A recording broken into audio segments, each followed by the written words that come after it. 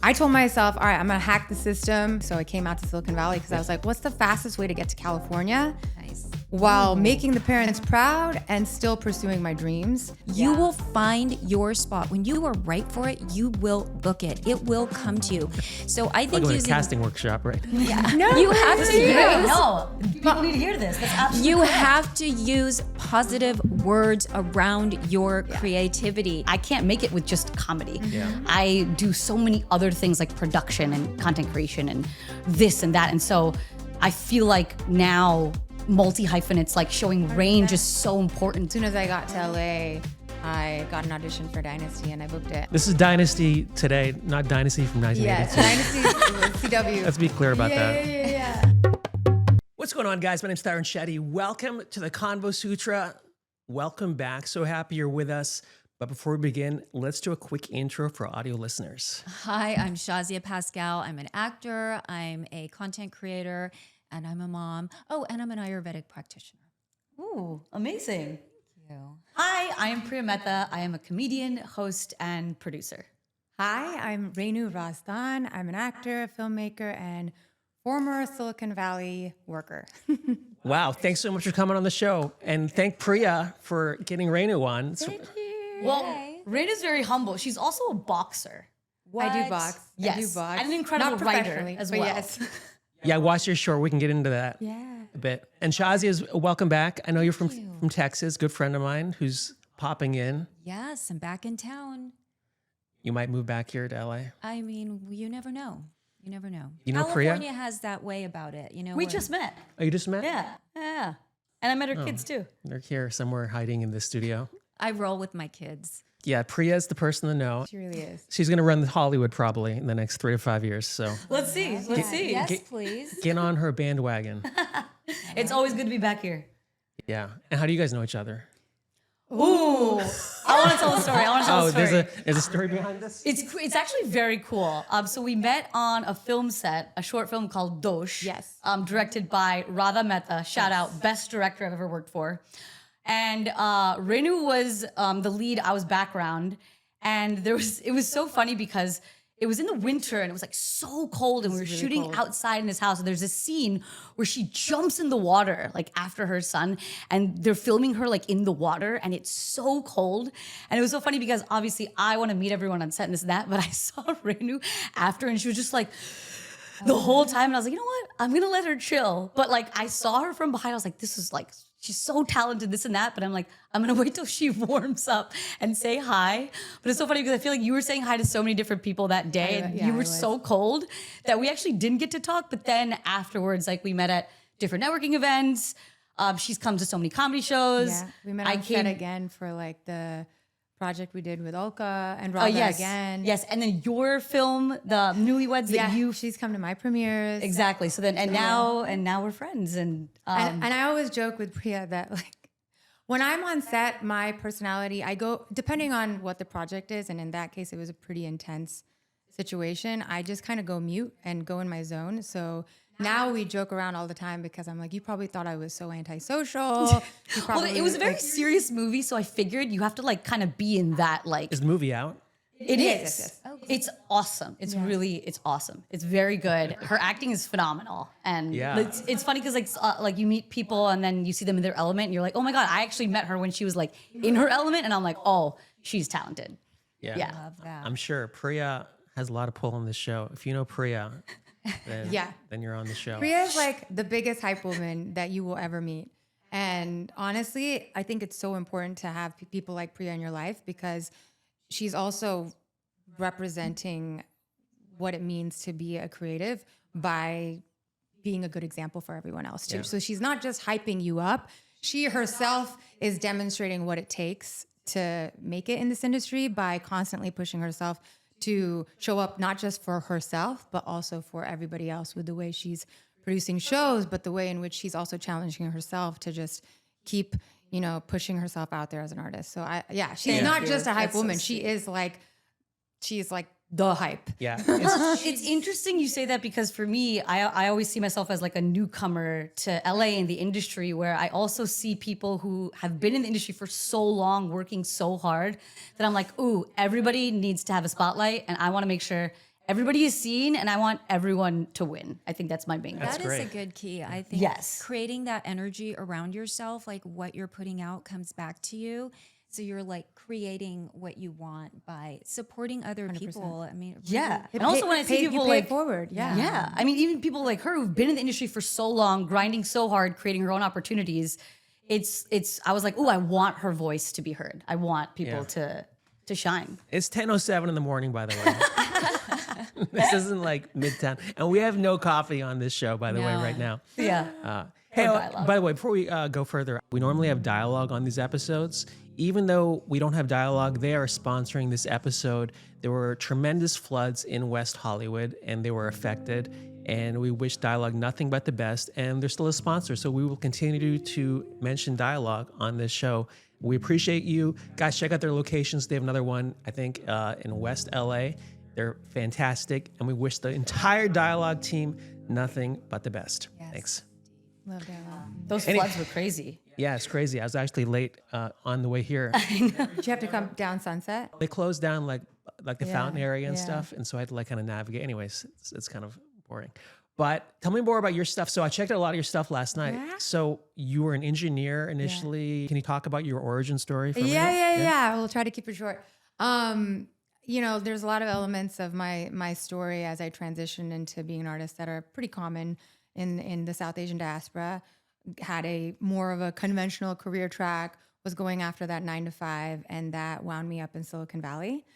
But I grew up in Indiana in the Midwest, and I actually am I'm Kashmiri, which is it's a minority community amongst South Asians, and I'm also Hindu Kashmiri, which is even more of a minority community. And many of us are displaced, and our parents being immigrants, they're not just immigrants to this country, but they're also displaced from their own home in India. So for me, when I was at home, I grew up in a joint family where my grandparents, both sets of them, were living with us at any given time of the year. So, you know, all of us are looking for a sense of belonging, but for me, it felt like I had this tiny alternate reality at home, because even when we would go to community events, you know, it was either we're going to Garba or like Bhangra, or, you know, I wasn't seeing a lot of my Kashmiri culture represented to the point where I didn't even understand it other than what I got from my grandparents and my parents. And that was through storytelling. And so they were big storytellers without realizing they're big storytellers, because any grasp of culture they could hold on to or show me at home, they were like gung-ho about it. And, you know, yeah, we had the satellite TV, we had, you know, the epics like Ramayana and Mahabharata always playing in the background, like always. So for me, it was like a big escape. And then my kind of interest in pursuing an extension of my relationship with my culture was through the arts, whether that was learning classical dance, Bharatanatyam, or learning how to sing. I was classically trained. And Wait, I didn't know that. yeah. So but at school that didn't translate. So I'd be like, well, I'll audition for show choir because I can do, you know, I can do dance. So I was like, maybe show choir, jazz hands, you know? You know, it was more respectable to learn how to play an instrument because you could be part of the symphony. So I learned how to play the violin.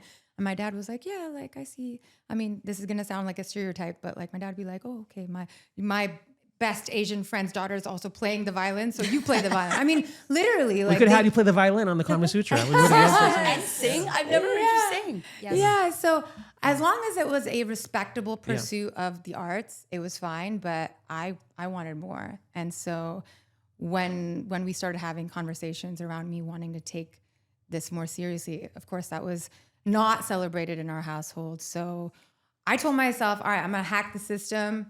Graduated from college early in 3 years versus 4. I got a job that I felt was going to sustain me. So I came out to Silicon Valley because I was like, what's the fastest way to get to California? Nice. While making the parents proud and still pursuing my dreams. And then that ended up being a detour of several years being in Silicon Valley. And I would drive out to LA. I would take trips to New York and just take community acting classes. And eventually I was working at a startup that got acquired.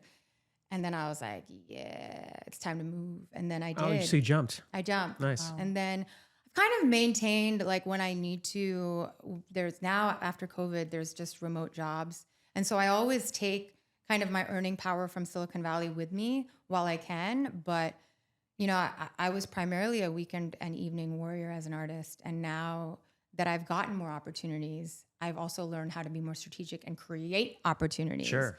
Because I was just like, well, I just want someone to cast me. But it's not that easy.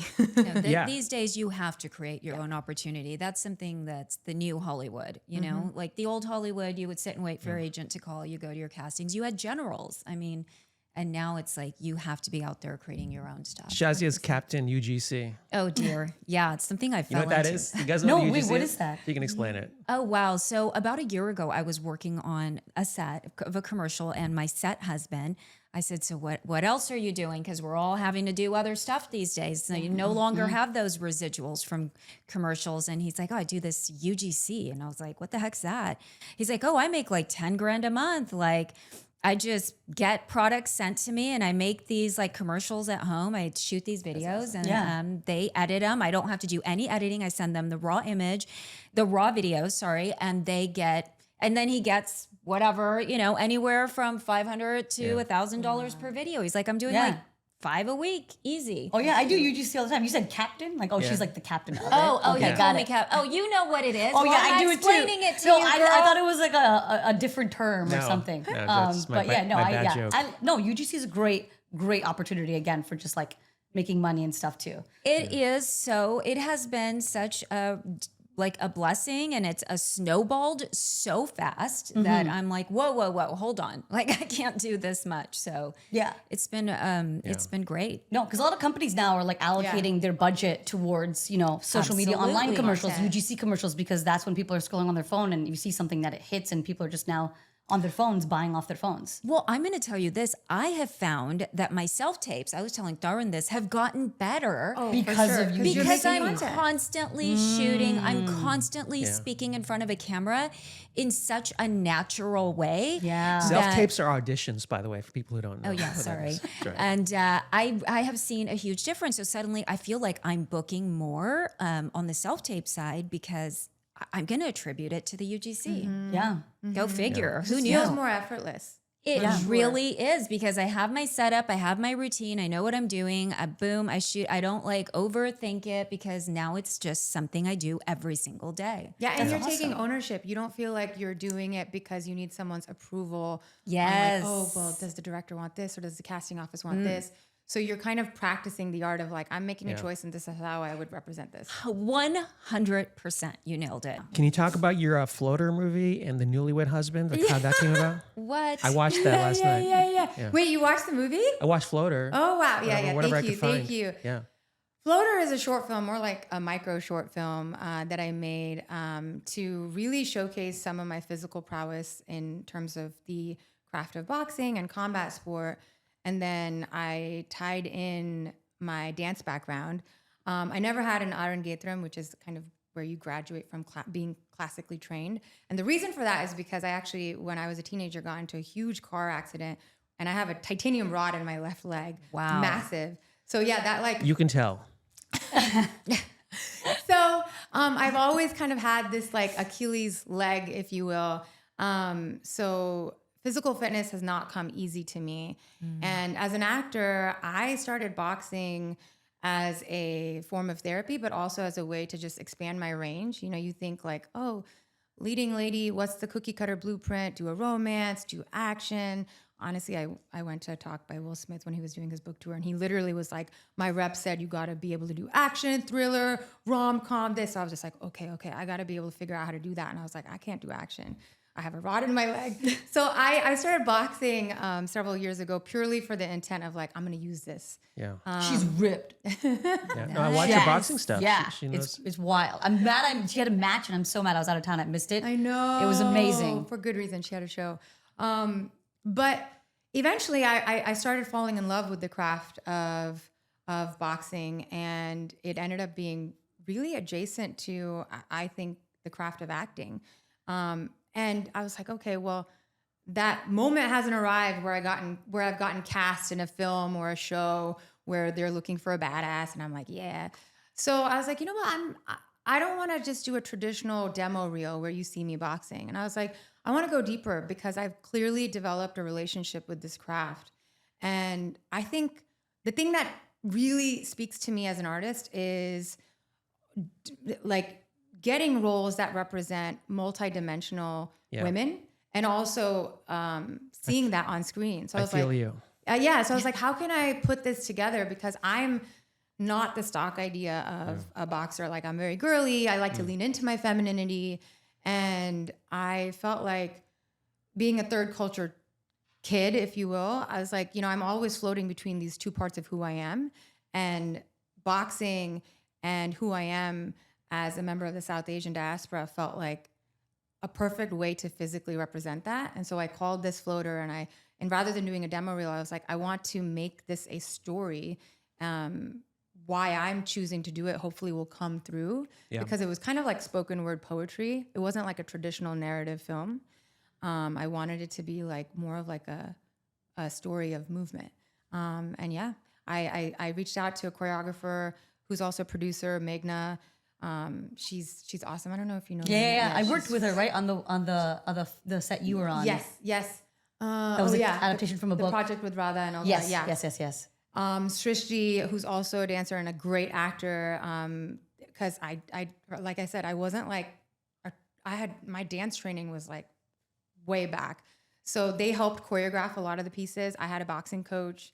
She helped choreograph the sequence. And then I wrote out the spoken word poem. I reached out to a great jewelry brand, 𝐟𝐨𝐫𝐸. And they were willing to give me a lot of jewelry because their company represents, they say we celebrate objects of belonging. Yeah. And so this whole film ended up becoming like an exploration of belonging and what it means to belong when you feel like you're just kind of floating between multiple identities.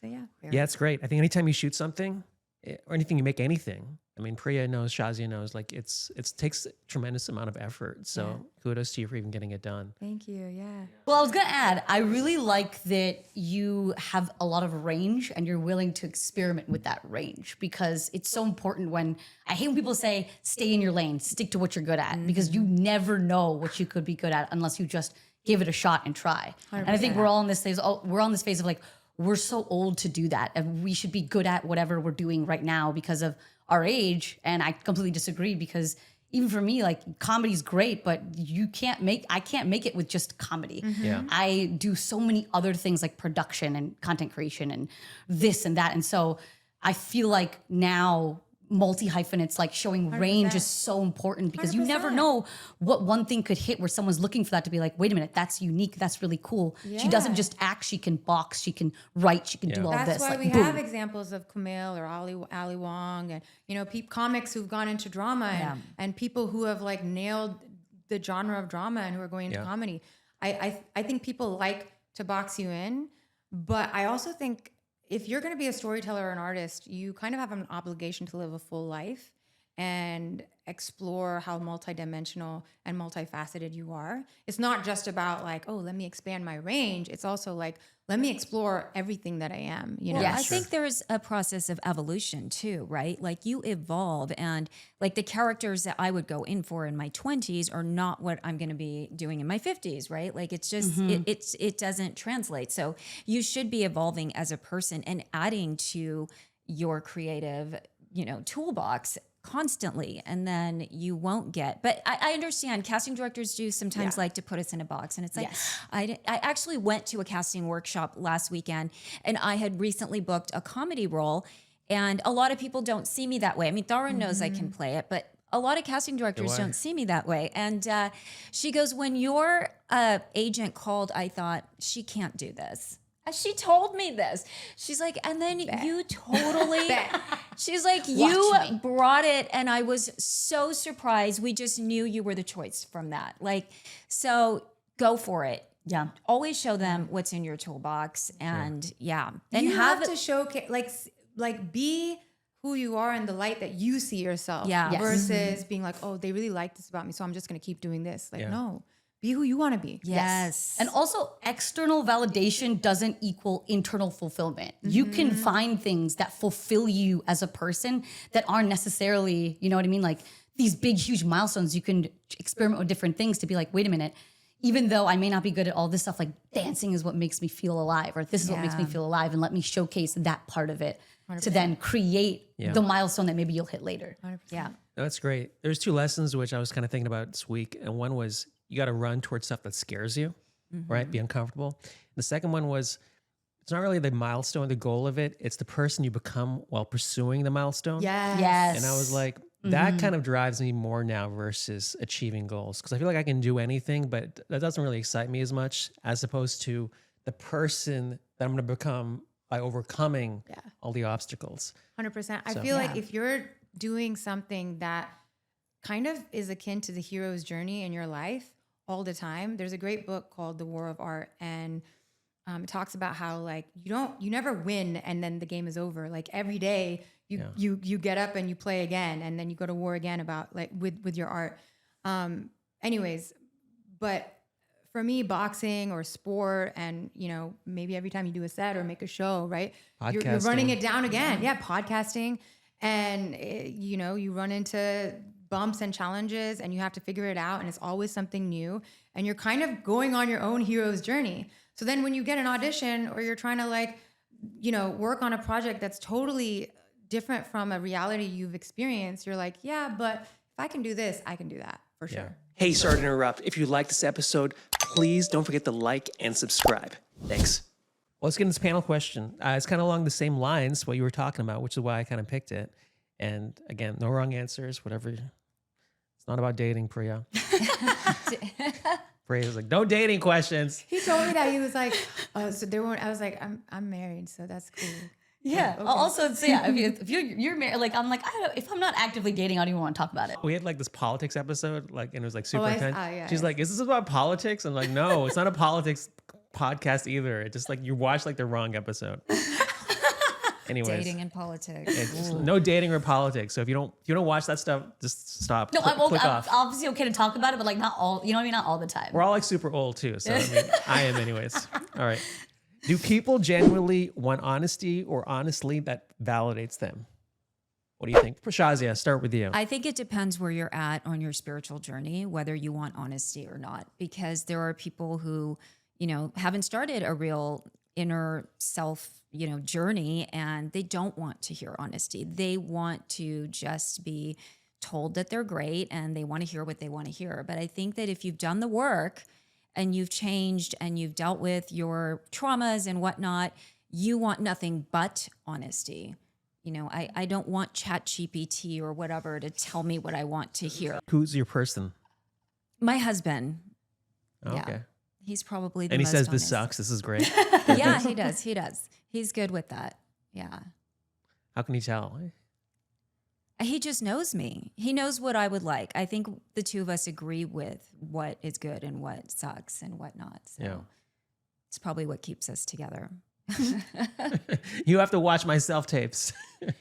I do. Well, he's my reader. Is that part of your marriage vows? Wow. Oh, yeah. Yeah. He's good. That's great though. I love that. Yeah. He's gotten really good at being a reader. I'm always like, what if they cast him? Yeah. If you date an actress, get ready. You'll be doing auditions for the rest of your life with your actress or actor husband. Partner. True. Partner. True. Yeah. But you, Priya, what do you think? I totally agree. And it also depends on like how you want to grow. Yeah. And even if you're honest with yourself too, because I feel like it depends on, again, I feel like where you are in your journey, how you receive constructive feedback, constructive criticism. And even for me, I like when you perform, I know exactly how I feel after a performance, and I can gauge it based off of like the audience and this and that too. But yeah, you need to have your people to be like, yeah, you were good at this. You could be better at this, or you could, control your voice and your pitch a little bit. And so even after every show, like I'll call up a bunch of people to be like, what'd you think? Who'd you like? What about my set? this and that, what could be better, and from there, when you know how to, and when you have those people in your life, they're like, I only want the best for you. So I'm going to tell you this. Now, I'm not going to tell you what you want to hear. I'm going to tell you what you need to hear. People tell you that? Really? Oh yeah. Well, I ask though. Like, I don't think anyone is going to like say it until you're like, hey, by the way, like I have like my cousins and even like my closest friends to be like, what did you actually think? Or like, even in my set, like what could be different or whatever. And people are like, oh, because I know when I get nervous, I talk really, really fast. And then my voice gets really high pitched. So they were like, oh, sometimes we may miss the joke if you're talking so fast. They're like, slow down. Like you got time. Because usually I'm pressed for time, or like, I'm like, oh, I'm giving myself like a shorter set because I want the better comedians to have a longer set so that the audience is more entertained. And people, I mean, like there was it was the 𝐾𝐭 show that you went to that after the show, everyone was like, hey, you're funny. Give yourself more time in the show. We want to see more of you. Because I think as a producer, I'm always like, what's going to look good for the audience? Like, of course, I'm funny, but I'm going to bring on other comedians that are doing better sets. And I'm going to place myself where I stand in the comedic factor and performance factor, where I'm like, I'm either towards the beginning or towards the middle. And then the end, I'm going to throw in my headliner. That's not me. But I think I always ask, and if you have to be ready to receive it and have an open mind to it. I do think it's hard to find people that are willing to tell you the truth these days. Absolutely. And I think that is part of our culture right now, actually. We're in, like, we just kind of are afraid. The Indian culture, just culture in general. I think culture in general is afraid to call people out on things right now. I mean, I watched this horrific documentary called Maternal Instinct, and I had this thought where everyone knew that she was faking this pregnancy. Sorry, spoiler alert. I won't do the whole, but everyone knew, and nobody called her out on it. Wow. Nobody called her out on it, and something horrendous happened so she could continue with this lie. And if someone had had the courage to tell her, it's okay, we know that you're going through something and this is not real because it's impossible. We know you're not pregnant. So much good could have come of that, but we don't call people out on their stuff anymore. We don't. We just Why do you look acquiesce. sad? Because I think that's really sad, because I think that two things are happening. One, the person who probably could benefit from that honesty.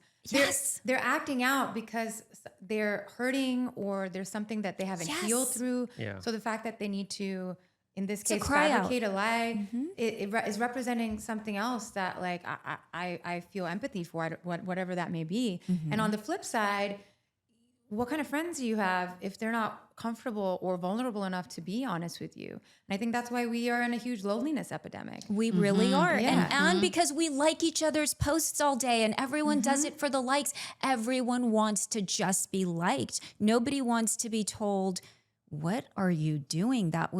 Are you okay? I saw your post and I feel like you're crying out for something. Are you okay? How can I help? People don't do that. I'm sorry. Yeah. I mean, my husband will because he's my best friend, but who else? I don't know. Yeah. I mean, I feel like even with me, I'm the type of friend where I will like call somebody out for it. And I've literally had to tell one of my friends, like, hey, nobody likes the girl you're dating. She's using you for your money. She's an awful personality. I'm just letting you know right now. And it caused a rift between our friendship. He didn't talk for me. He didn't talk to me for 6 months. And then they broke up, and literally what I said happened. And now we're really, really close. But it's like I had to be that bad person. I had to tell him the thing that no one was telling him, because I'm like, if I don't do this, I don't want you to be in a terrible relationship. I don't want you to get used. So you have to sometimes be vocal and be the bad guy. But then later you're just doing it just for the betterment of their But health. you get X'd out, and You that's do get happened X'd to me out, too. for being honest. There's repercussions. And Yes. So you're we're like- all just acquiesce, like, oh yes, no, you're great. No, she's great. And then behind the back, you're energetically saying what you want to say. I don't know. I just feel like the whole energetic field gets messed up when honesty is not there. And I think culturally, universally, we're missing that element. Sure. I do. When friends ask me for feedback creatively, it's like they want positive feedback. They're not looking for critique. And like when people ask me, can I tell a joke too? I have to preface and say, hey, by the way, I don't really laugh that often. Like I kind of see comedy like math. And I was like, I can see when it's funny, blah, blah, blah. But if they don't get that positive feedback loop, they take offense to it. So I try not to give honest feedback to people. I'm like, don't send me your stuff. I just, You're like, I just don't want to I don't want to see participate. it. I don't want to see it. I don't want to be part of your. I don't want to ruin our friendship. My reactions are not going to help. Yeah, because it's going to piss you off. But also, strangers are really open about sharing stuff. Like we have so many clips right now, and people just kill us. Like they don't care. the They'll- trolling. Oh, when they're the hiding trolling on behind. it. Oh yeah, of course they can say anything. They can say anything. So I mean, there's a fine line between friendship and like reality. So I think it's that balance. But to have that inner circle, maybe you have like 2 or 3 friends you can like bounce stuff off of. But even that's really hard to find. It I think we're all is. creatives who experience Yeah, that. and I think especially if you're creative, I think honesty that validates you is valuable because you are in an industry of deprivation and rejection. Yeah. So you do. You're I'm sensitive. not knocking on it. You do need people to hype you up, especially if like you're barely getting employed. You need your circle and your community to be like, no, you got this, and that delusional level optimism around you. That being said, Do you need that though, or can you I operate? think so. I think I mean. Priya it doesn't need depends. that. It's like a tank. She'll keep moving regardless. I would know. I was gonna that. say. I think as an artist, you need to learn how to metabolize rejection because Yes. you're getting rejected all the the time. And I always say like rejection is data. It's not your identity. It's like okay, fine, this didn't work. What now will work? Like it as an artist again. Like it's happening so often that I think being real with yourself and overcoming that, and then just to keep going 100%. takes a little bit of delusion to be like. But the majority of people aren't checking their ego enough where they can handle and handle the honesty that is meant for their growth. And I also think the way in which you prepare yourself to do that is exactly what you said. You have to be willing to ask for feedback that is constructive and that helps you grow. Not feedback that like, what did you think? And go for the validating answer, but like, hey, can you tell me what could have maybe possibly made this better? Or if there was a way in which there would have been something else, because then you're setting up the question and the feedback to say, I'm giving you permission to say like, hey, help me grow. Because how boring would that be if like you already got it? Where is there to go from there? You know? Well, I think we need to change that word. I don't think we're being rejected. I think the use of that word in our community, in our creative community, is such a negative, and it's kind of a dark cloud over us that holds us down. It's not rejection. Redirection. Yeah, it really is. And like, we're not being rejected. We're turning in beautiful pieces of art, and it's either right or it fits in the puzzle or it doesn't. It doesn't mean that you were rejected. It just means you're on to the next one. Yeah. You will find your spot. When you are right for it, you will book it. It will come to you. So I think Like I'm in a using casting workshop, right? yeah, you have This to is great. use No, people need to hear this. That's absolutely you correct. have to use positive words around your creativity. You can't use negative words because you create that force. So I don't use the word rejection. I just said it now, but you know what I mean? Like I like to stay positive and keep that force around me. I will say, like, again, doing something that's always humbling you also, again, preps you to be able to, like, if you dish it, you got to be able to take it too, right? Yeah. True. And for me, like, that's boxing. I have coaches around me that I am pursuing certain art forms deliberately to remind myself that I want to be a constant work in progress. And I think if you have that Yes. mindset, you can handle honesty that's not always validating, but you're also kind of telling the universe, like, I'm purposely inviting honesty that makes me better versus just trolls on the internet. So you have to be able to use the cognitive dissonance between like, y'all are trolling me versus, have you ever heard that quote, like Man in the Arena, where it talks about like, who you ask for feedback and where you're getting feedback from also matters. Like, are they willing to put their butt on the line? We can't use profanity. Yeah. But literally, are they doing the work? Are they putting themselves out there in a way that's like kind of vulnerable? Because those are the people who are going to be willing to be honest with you. That was my thought. I was like, sometimes people tell me stuff and I'm like, I don't want your life at all. I look at you, I'm like, you're pathetic. Why would I ever listen to anything that you tell me? Honest to God, it's like, listen. Do you say that? No, that's what I'm thinking though. I'm like, That's why you can be like, doesn't matter.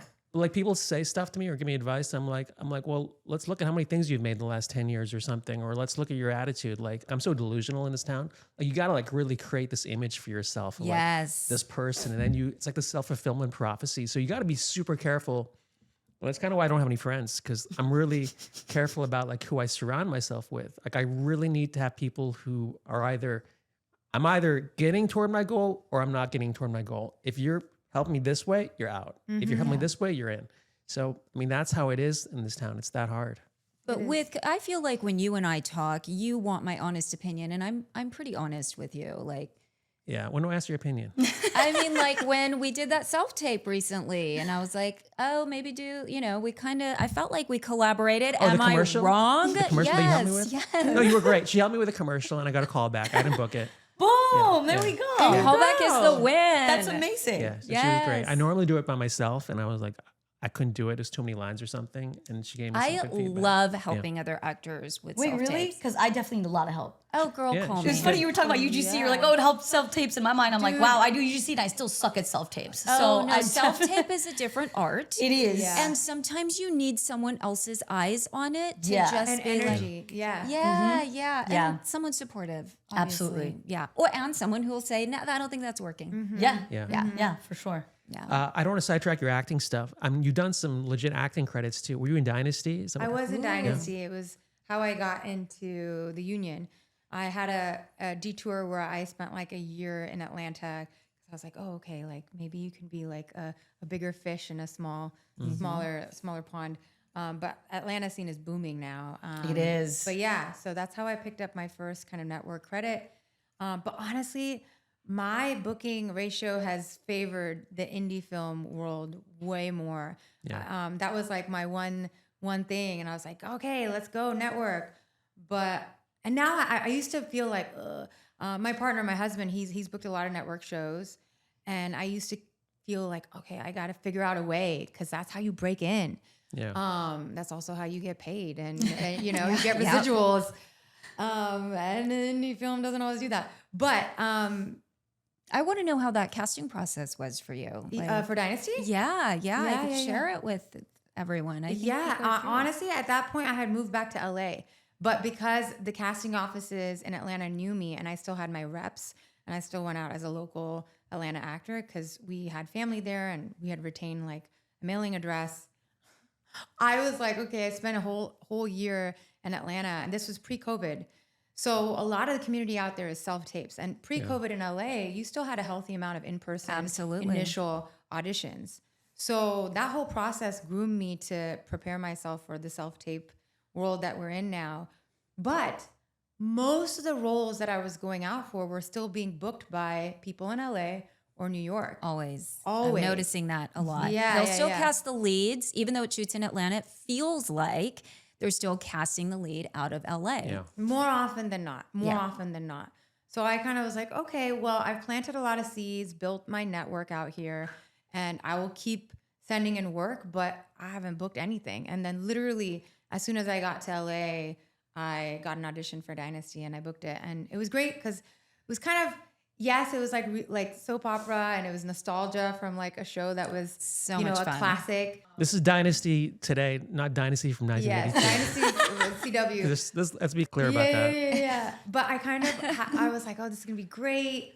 But and I was just so happy that I got. Honestly, I was just happy that there's something about getting into the union made me feel like I'm legit. It's not like a hobby anymore. Yeah. Yeah. So, but yeah, it was nothing other than like me having to then fly myself out and put myself up in a hotel because I was going out as a local actor. So Right. So it was a self-tape. it was a self And it didn't have a callback. It was didn't have a straight. callback. They Oh, booked you wow. straight They booked me from. straight. That is Wow. fantastic. And as many people say, like, it goes, I was not very invested in the role. I was just like, I gotta just. It's always those, right? Yeah. Yeah, and I try to. I was like, can I put that in a bottle and like drink it when there's a role that I really really want, Yeah. and I can't, and it's okay. I believe that there's I gonna don't be a know, I role think one you day can. that I do really want and I care about, and I'll still be able to book it because. You know, you have people like Oprah that talk about the color purple and how she manifested that role. So I'm Yes. like, I try not to care, but then I'm like, I can't help it. I care.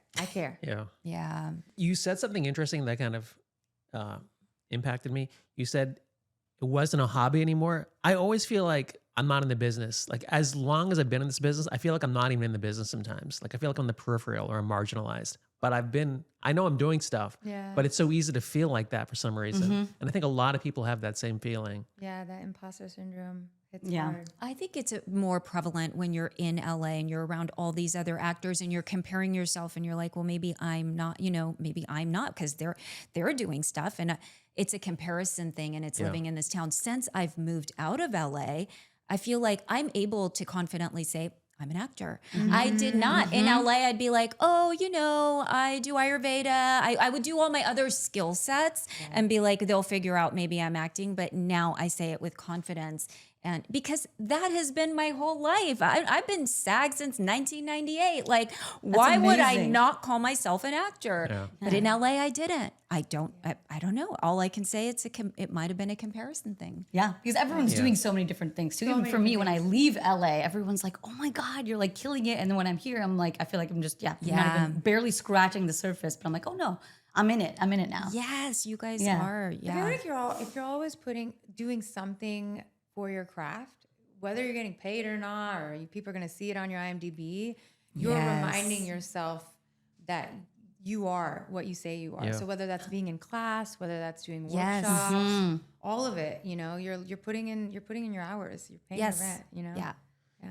Have you seen a progress in your own acting stuff since you quit Silicon Valley? Yeah, I think as soon as I started breaking the ideas that I had around how you have to make it, when you have to make it by, whether you have to go the network route or this, that's when I started seeing progress. When I was just like, kind of what I just said earlier, where I was like, I just want to act.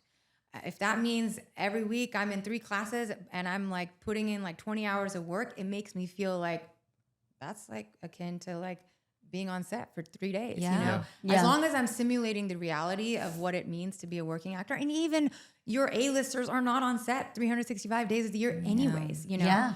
When I started working on my mindset a lot more, I felt like I started progressing. I also kept my ego in check, where I think this is some of my corporate strategic mindset, where I was like, okay, the optics game, having the best reps and who you're working with and getting all the laurels and going after all the film festivals, all of these things, which I did. After you kind of shed all of that, you're like, okay, that's cool for visibility, but like, are you making art that fulfills you? And are you like really investing time in that craft? When I started doing that, I started working with people who were in film school, collaborators that kept me in mind when they went on to do bigger, better projects, who now reach out to me and say like, hey, I've got something in mind, whether it's a feature or something. That's all coming from work that nobody's seen online. You won't see that in my credits, but it's private work.